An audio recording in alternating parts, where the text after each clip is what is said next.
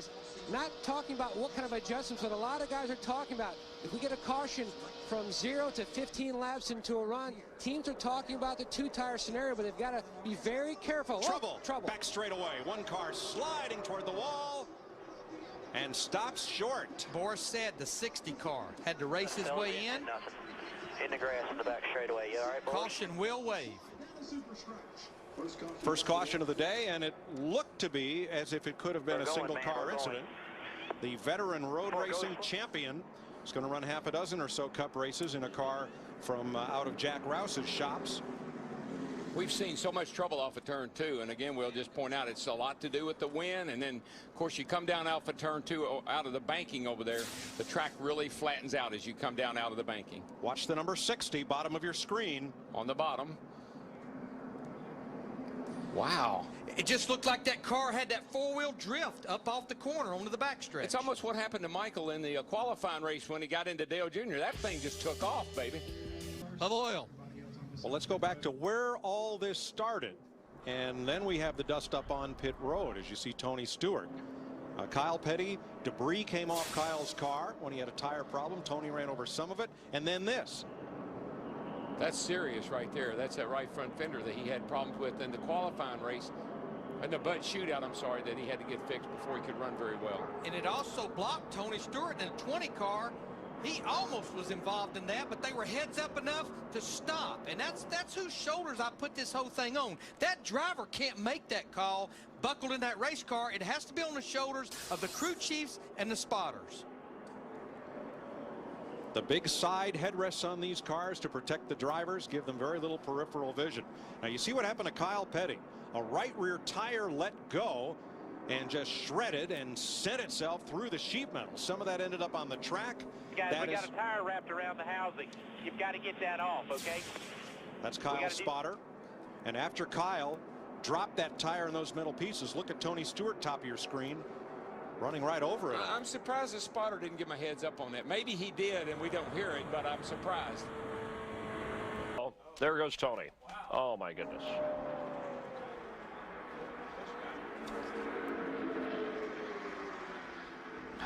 Crash in turn 4. Man, and there in the midst of it sits Tony Stewart and Kurt Busch, the 2 leaders. I believe, I'm not sure, but I believe Tony got a little loose all at once. Kurt Busch, the 2 will go straight to the garage, Jerry. I'm worried about you. I ain't worried about that car. That was Greg Zipadelli, Stewart's crew chief. And the strongest Chevy and the strongest Dodge in Daytona are wrecked. Let's watch it. I don't know if Kurt got into the back of Tony or not. Let's wait till we get around here and see. Tony's car just Tony hit the apron. He got down on the apron. He got a little bit loose. Kurt was all over the back of him, and there he goes. Tony's dropped the window net on his car. That's a signal to safety workers that he is okay.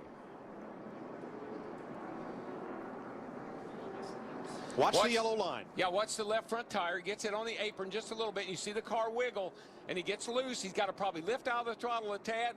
And here comes Kurt. Cannot get off of him. They make contact. And then once Tony gets sideways, nowhere for Kurt Busch and the 2 to go. What a shame. Goes under him. Mark gave him some room, and there they go. There's Jimmy Johnson, the 48 car. Here we go.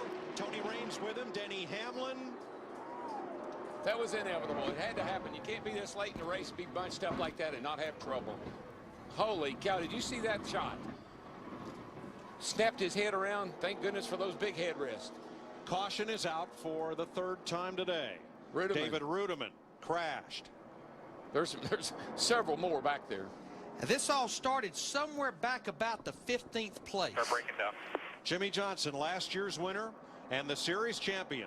Crashed. He's okay. He's trying to get it cranked up and hopefully get it back to the pits. Watch 66 in the middle. Nope, it's in front of him. It's 48 car just lost it. Gosh. Right. I mean, right in the middle of the straightaway. I mean, it's almost like a tire went down or something, because the car, to make a move like that, either something broke, a tire went down, because the car doesn't move like that on the straightaway. 11 car going by there, Denny Hamlin. He got damage.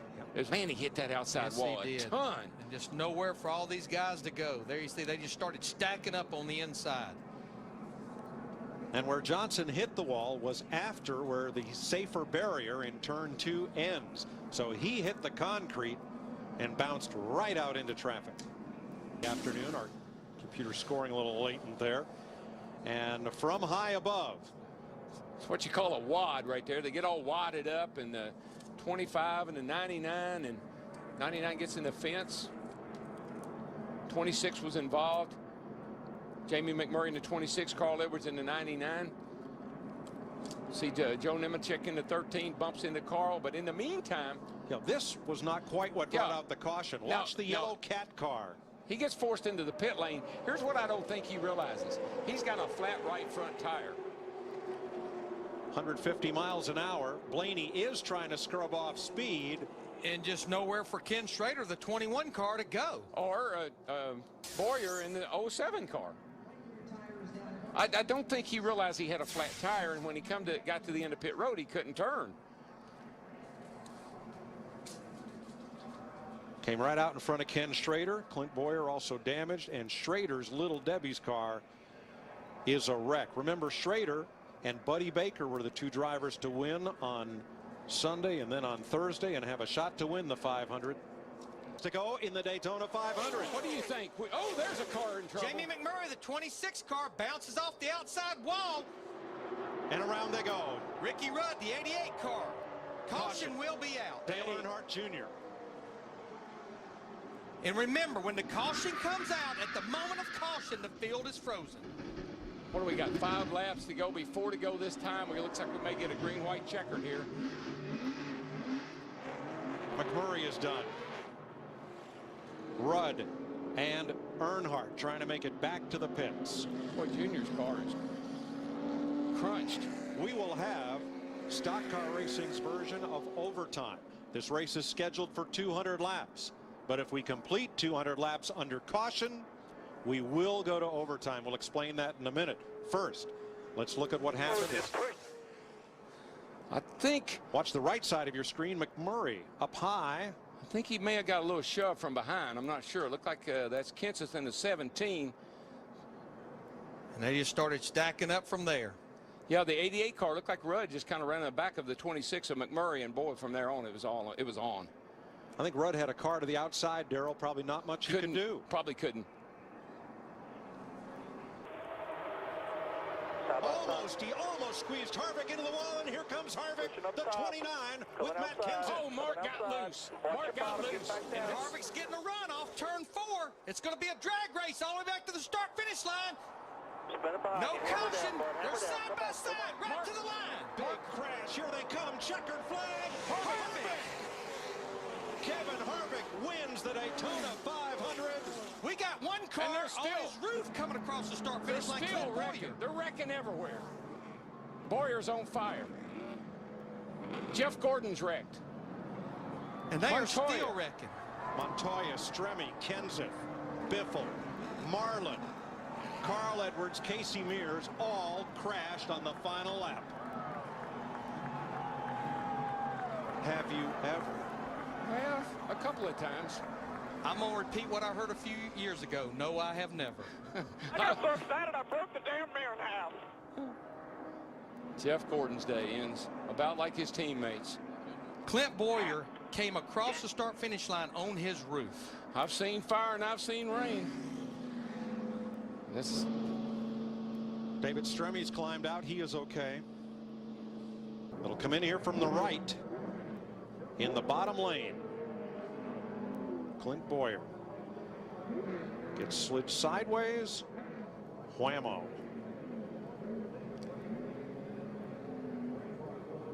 And he'll cross the start-finish line unofficially upside down in the 18th position.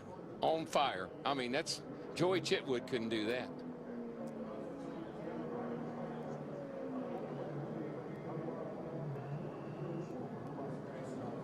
Boyer making a hasty exit through a small window opening. That's one of the things that's going to be addressed by the car of tomorrow. Yeah, I'm just glad he's landed back on his wheels with that fire, because